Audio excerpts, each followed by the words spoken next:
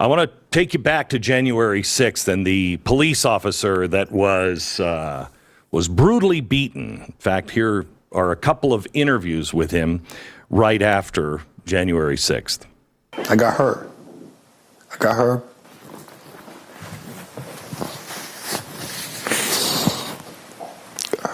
I would do it again if I have to. It's my job. It was very scary because I thought I was going to lose my life. When I came in, she wanted to hug me, and I told her no. Because I was covered. I was covered in pepper spray. My hands were bleeding still.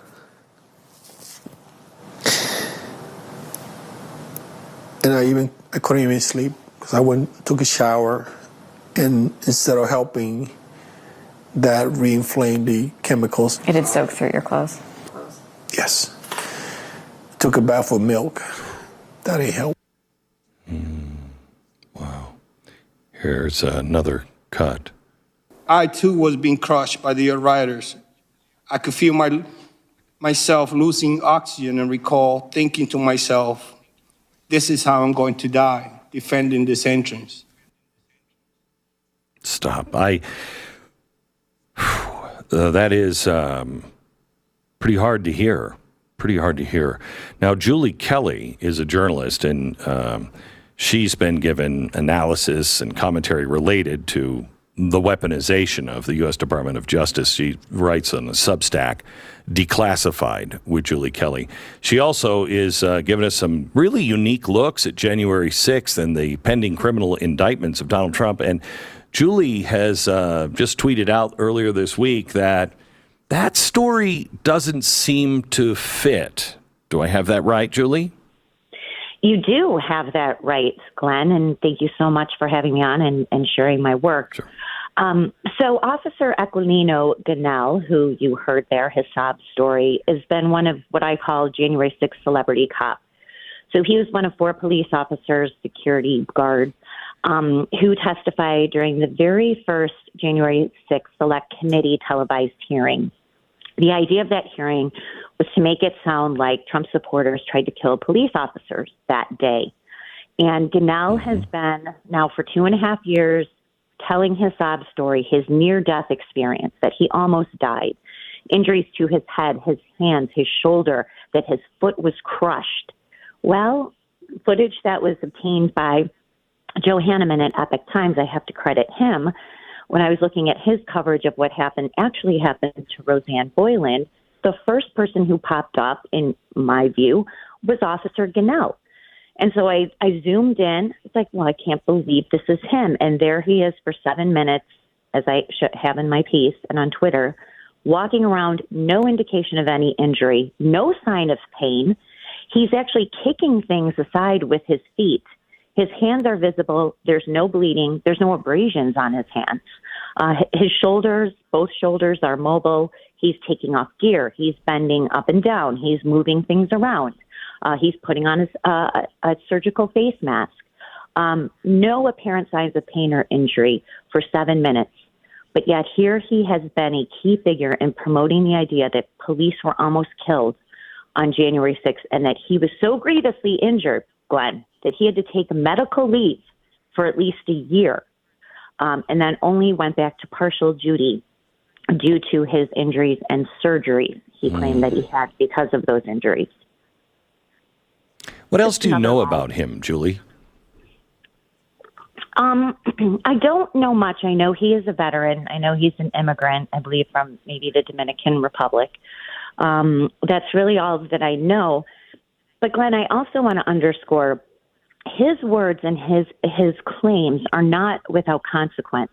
He has been a government witness in trials of January 6th defendants where he has taken the stand under oath and talked about his injuries that he suffered.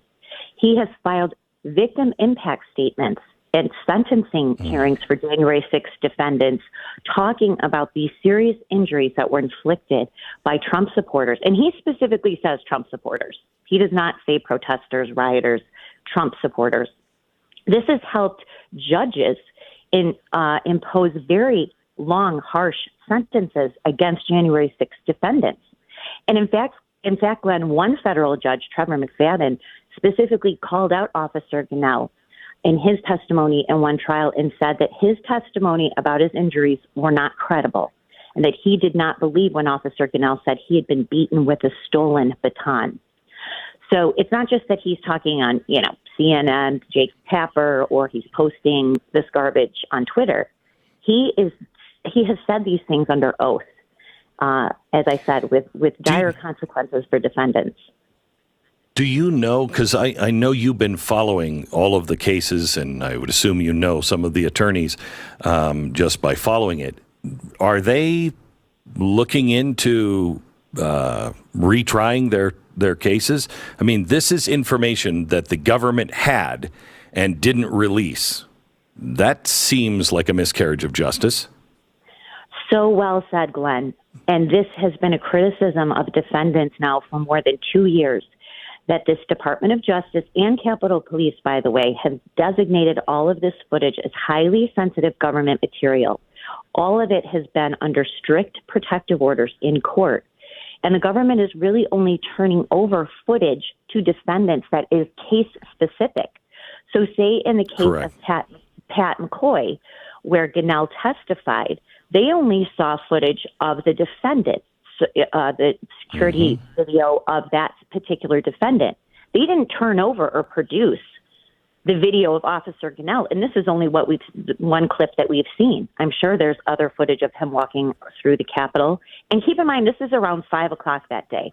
This isn't before the violence between protesters and police began. This is after it ended.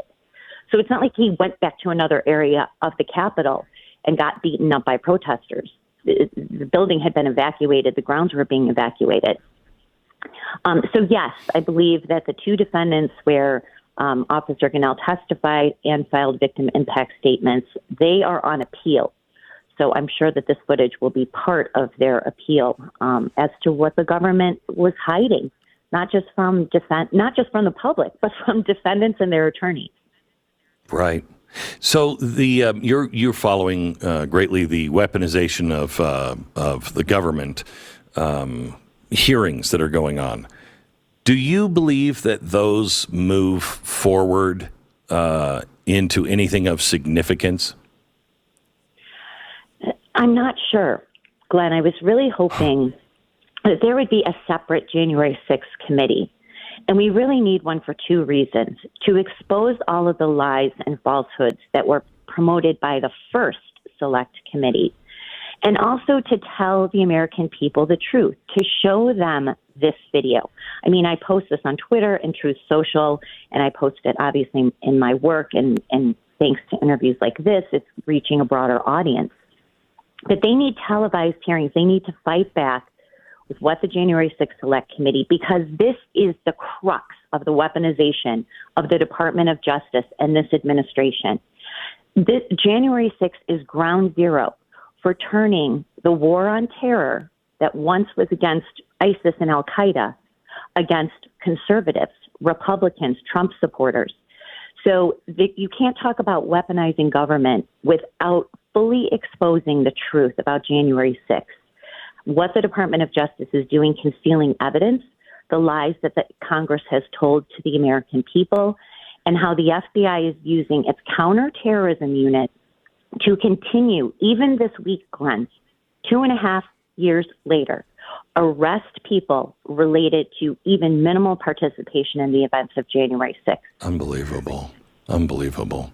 So, Julie, I think you could make a case that this is even more important than the Hunter and Joe Biden selling their country out for, well, their fellow countrymen. I think they got 30 cents a head for us.